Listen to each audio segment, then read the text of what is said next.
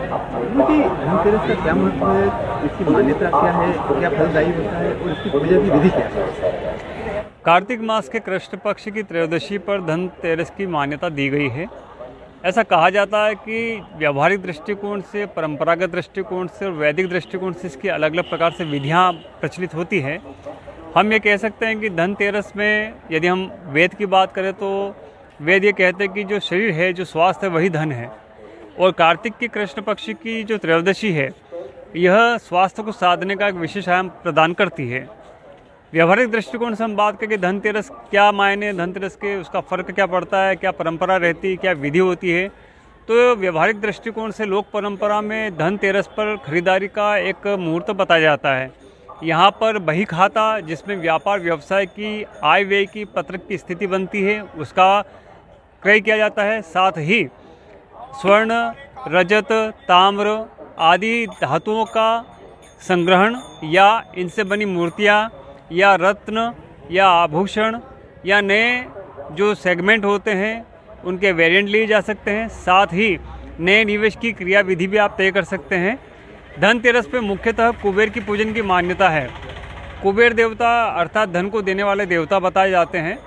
कुबेर देवता के नाम से कुबेर यंत्र का एक क्रम होता है, जिसमें तांबे के यंत्र आते हैं, जिसमें चांदी के यंत्र आते हैं। वो कहीं कहीं भोजपत्र पर निर्मित भी कुबेर यंत्र की स्थिति बताई जाती है।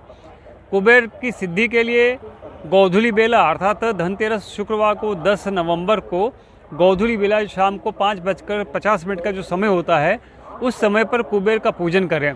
कैसे पूजन करना है कि सबसे पहले एक थाली हम लें, थाली में हम चावल रखें, चावल के ऊपर कुबेर का यंत्र रखें और यंत्र पर हम घी का लेपन करें। घी के लेपन के बाद हम दुग्ध की धारा अर्पित करें और अर्पित करने के बाद में यदि पंचोपचार पूजन की विधि आप जानते हैं तो पंचोपचार की विधि करें या षोडशोपचार की विधि करें। अग्नि उत्तारण करें, उसकी प्राण प्रतिष्ठा करें। प्राण प्रतिष्ठा करने के बाद अभिषेक करें। अभिषेक माता लक्ष्मी के क्रम से भी किया जा सकता है, क्योंकि कुबेर को माता लक्ष्मी का मानस पुत्र कहा गया है।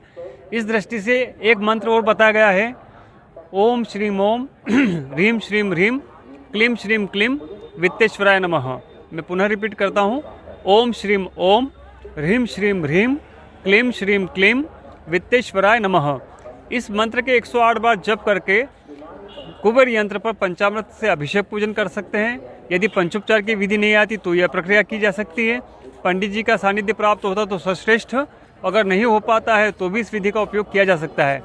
ऐसी मान्यता भी है कि कुबेर को प्रसन्न करने के लिए इस मंत्र के अलावा कुबेर स्तोत्र का पाठ होता है, उस पाठ के माध्यम से भी कुबेर की कृपा प्राप्त की जा सकती है।